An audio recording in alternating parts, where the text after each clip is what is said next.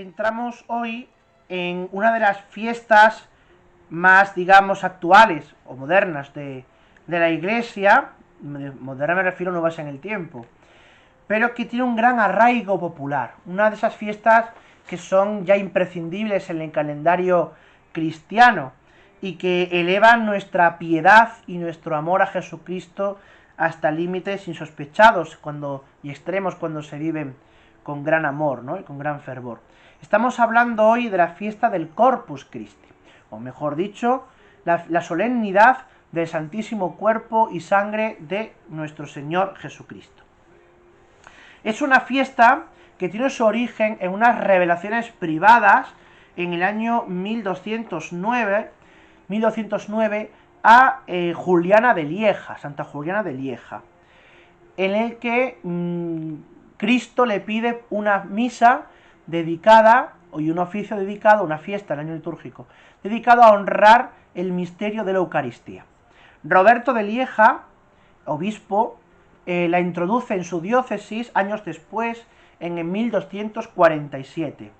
Y en el 1264, unos 20 años después, será Urbano IV, a raíz de un milagro, quien la extiende a toda la Iglesia, con la bula Transiturus de Hoc Mundo. Esta fiesta se encarga el oficio, o se le encarga de redactar el oficio y la misa a dos teólogos, los más eminentes de aquel momento, del siglo XIII, que eran San Buenaventura de Bañoregio y Santo Tomás de Aquino.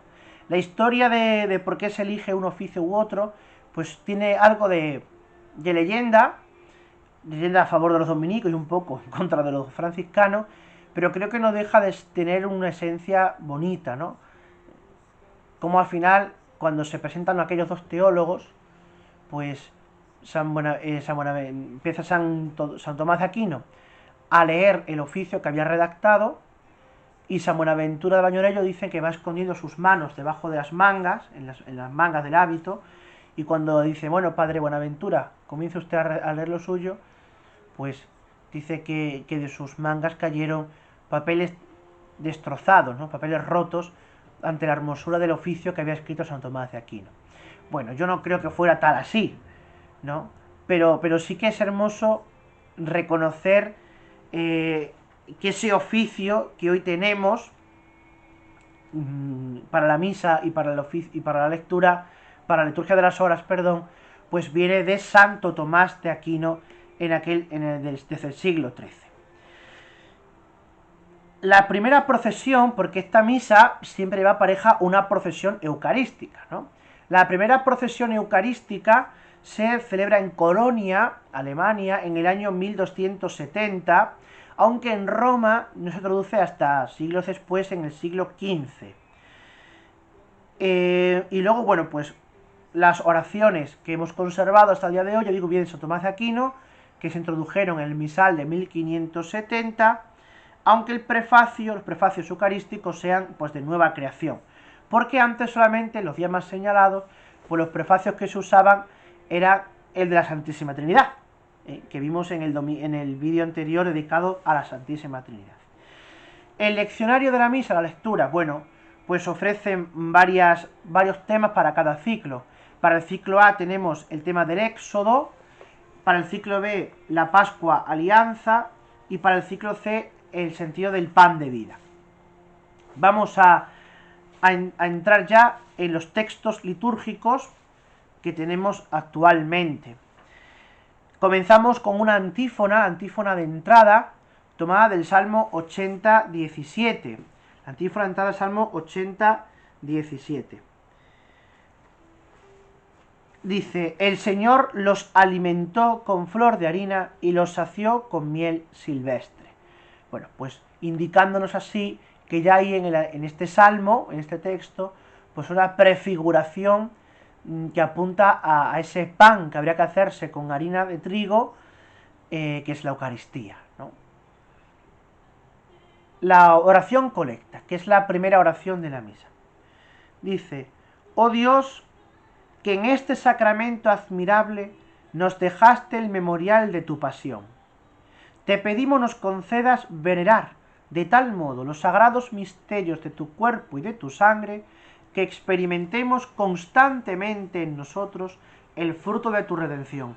Tú que vives y reinas con el Padre, la unidad del Espíritu Santo, y eres Dios por los siglos de los siglos. Bien, esta es una de esas excepciones en la liturgia. Es una oración dedicada a Jesucristo, dirigida a Jesucristo directamente. Pero ojo, no le llama Señor Jesucristo, sino que le llama directamente Dios, ¿no? Reconoce esa divinidad. Oh Dios, Dios es Jesucristo, que en este sacramento admirable, es decir, el sacramento de la Eucaristía, nos dejaste el recuerdo, la memoria celebrativa de tu pasión. Es decir, desde la última cena hasta el Calvario de la cruz. Te pedimos nos concedas venerar de tal modo los sagrados misterios de tu cuerpo y de tu sangre. Es decir, venerar de tal modo sería lo mismo que adorar. Adorar. La lírica, bueno, pues impone esa estructura, pero venerar de tal modo es una estructura que indica singularidad en la veneración. No se venera el Santísimo Sacramento como se veneran los santos, o se venera de manera eminente a la Virgen, sino que la Eucaristía exige de nosotros un culto de adoración. Por eso se venera de tal modo, se venera de modo singular y único. Los sagrados misterios de tu cuerpo y de tu sangre, que es lo que está contenido tanto en el pan como en el vino. Muchas veces se tiende a decir, ¿no?, en el pan está el cuerpo y en el vino está la sangre, ¿no?, como si Dios estuviera dividido y solamente comulgáramos con el cuerpo y el cura tuviera derecho a comulgar también con la sangre. No, tanto en el pan y en el vino está Cristo entero, con su cuerpo, sangre, alma y divinidad, en tanto el pan como en el vino. Que experimentemos constantemente en nosotros el fruto de tu redención, es decir, este sacramento es para la salvación, para el perdón de los pecados y para obtener la vida eterna. Y eso es lo que experimentamos constantemente en nuestras almas cuando comulgamos en gracia, porque este sacramento hay que recibirlo en gracia de Dios, no se puede recibir en pecado. Por eso la Iglesia impone ciertos límites a la distribución de la comunión eucarística. Por ejemplo, a los adúlteros, por ejemplo, quien está en pecado mortal. En ciertos momentos, ciertas situaciones que podemos vivir, provocadas o consentidas, o inevitables muchas veces, ¿no?, ¿verdad?, en la vida, que nos impiden acercarnos a la comunión. Porque este sacramento, dice San Tomás de Aquino, uno de sus signos, que es vida para los justos, pero también es muerte para los que a ella se acercan con el pecado. La oración sobre las ofrendas. Señor, concede propicio a tu Iglesia los dones de la paz y de la unidad, místicamente representados en los dones que hemos ofrecido. Claro, es que el sacramento de la Eucaristía es un sacramento de unidad en la Iglesia, vínculo de unidad, le llamará San Agustín, y también un sacramento de paz, porque por ese sacramento se establece la reconciliación entre Dios y los hombres, la reconciliación entre Dios y los hombres. La antífona de comunión dice: el que come mi carne y bebe mi sangre, habita en mí y yo en él, dice el Señor. Aquí se recoge la antífona tomada del capítulo 6, versículo 57 del Evangelio de Juan.